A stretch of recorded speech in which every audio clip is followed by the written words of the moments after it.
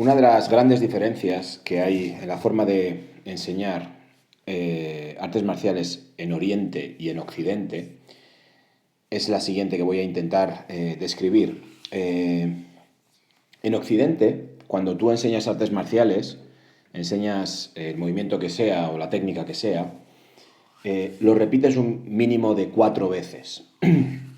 Se dice que la primera vez el discípulo, el alumno, tiene que mirar los pies, la segunda vez tiene que mirar los brazos, la tercera vez que lo muestras tiene que mirar el abdomen, el vientre, que es una zona muy importante, y la columna vertebral, y la cuarta vez tiene que intentar captar el movimiento en su integridad.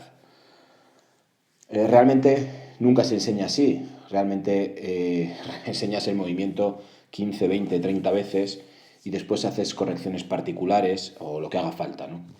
De tal manera que la transmisión del movimiento, del gesto, se convierte, bueno, pues en un despedazar el movimiento que sea en sus partes más pequeñas e intentar que el alumno, el discípulo, el estudiante, lo imite lo mejor posible, ¿no? Esto es algo muy analítico, esto es algo muy occidental, esto no es como se enseñaba en origen el movimiento o la técnica en Oriente.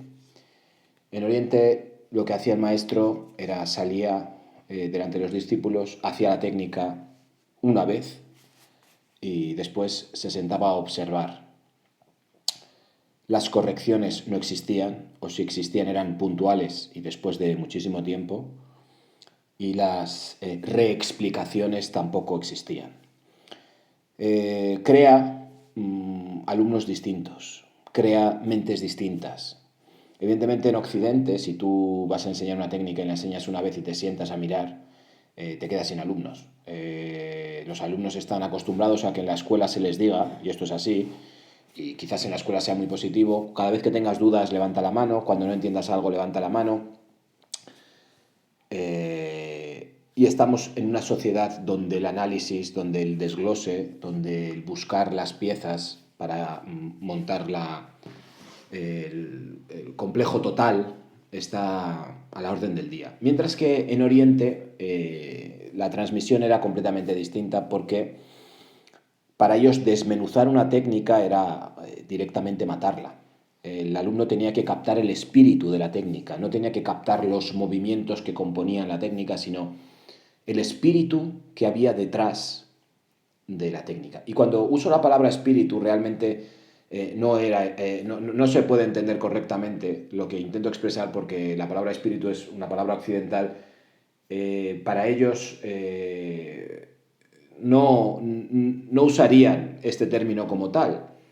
A la hora de expresar una técnica, el trasfondo de la técnica, lo no visible de la técnica, es lo que el alumno debía ser capaz de captar y además era algo irrepetible.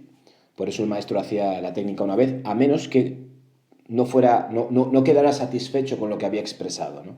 Entonces la cosa se convierte en algo mucho más artístico y sutil que simplemente desmenuzar un conjunto de movimientos y dártelos en una cucharada en la boca. Crea, insisto, alumnos distintos. En Occidente crea mentes analíticas que necesitan detalles, que necesitan razonar, mientras que en Oriente lo que creaba eran alumnos que desarrollaban una sensibilidad extraordinaria, desarrollaban una atención extraordinaria y desarrollaban una comprensión de la intención extraordinaria. Cuando dos personas se enfrentan, el momento en el que una decide atacar va precedido de una escalada de sensaciones, de una escalada de sentimientos, de una escalada de emociones. En Oriente, esa escalada de emociones se entrena para ser captado. En karate hay una sentencia que dice Nisenten Nashi, karate Nisenten Nashi, que significa que en karate no hay primer ataque, que yo creo que no significa que el karate es un arte defensivo. Todas las artes marciales son defensivas, pero tú puedes usar un puñetazo para defenderte. Karate Nisen Tenashi significa que no hay posibilidad de atacar a un budoka, a un karateka, a una persona experta en artes marciales orientales, no estoy hablando de deportes de contacto, por el simple hecho de que la intención de atacar es captada. Y por tanto, la defensa está servida. Y la mejor defensa todos sabemos que es un buen ataque. Otra de las cualidades fundamentales que desarrolla la mentalidad oriental es que no existen segundas oportunidades. Yo esto lo veo muchísimo en el colegio, en clase. Tú haces o das una explicación en general para todo el aula de una actividad que hay que hacer, de una tarea que hay que hacer. Y hay muchos alumnos que no prestan atención y que están entrenados de alguna manera o mal entrenados en esperar a que se inicie la actividad para levantar la mano y recibir una explicación particular.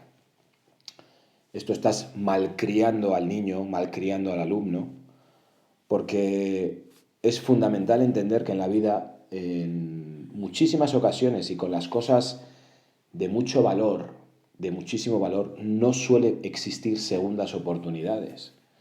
Son cosas que o captas en un momento determinado o pasan. Y la naturaleza funciona así. Una imagen, una estampa preciosa de naturaleza que tú observas un día, al día siguiente es distinta. Recuerdo perfectamente cuando trabajaba en una zona preciosa de Ávila, en Casillas, que subía y bajaba un monte, y un lunes que iba de camino al colegio, pasaba por un camino de monte precioso donde los árboles habían formado en otoño una especie de túnel de colores marrones, ocres, rojos, precioso.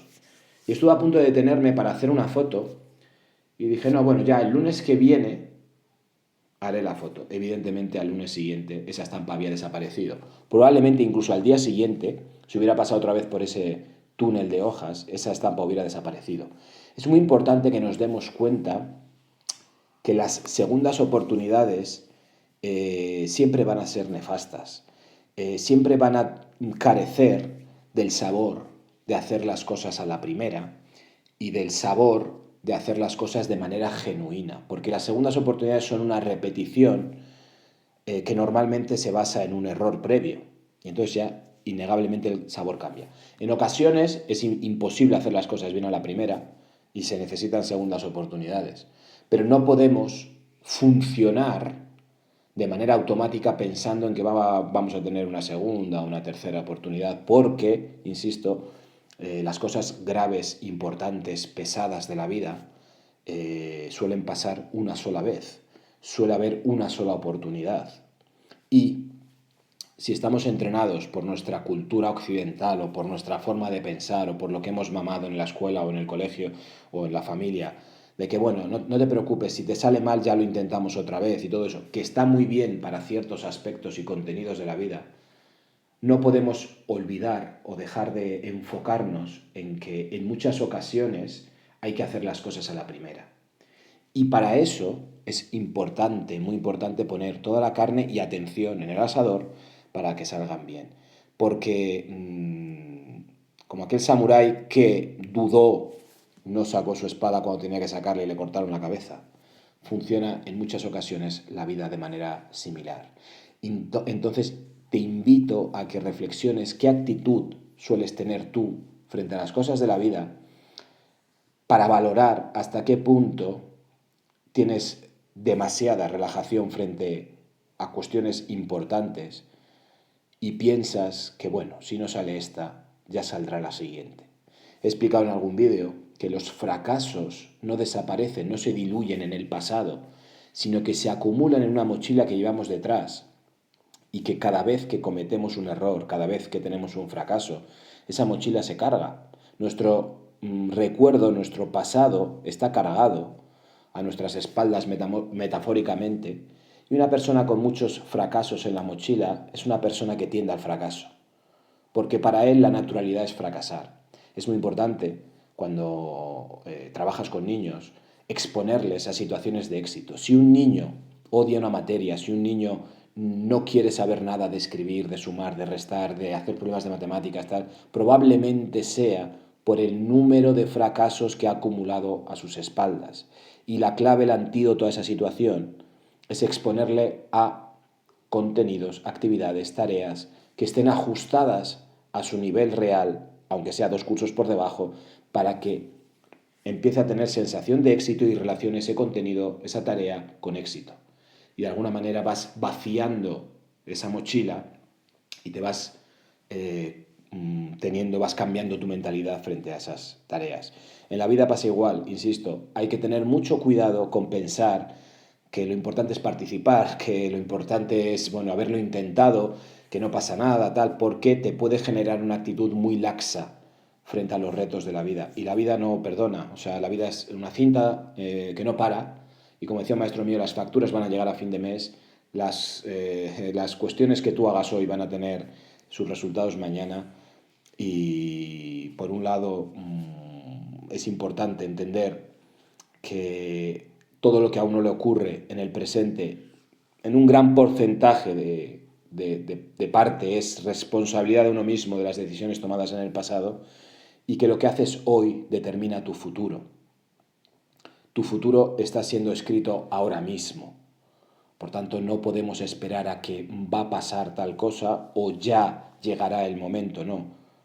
Nosotros creamos nuestra realidad, nosotros creamos nuestro futuro, nosotros somos artífices, ponemos los ladrillos de nuestra realidad. Y la actitud que uno tiene en el día a día es lo que marca la diferencia entre unos y otros. Mantengamos el fuego vivo.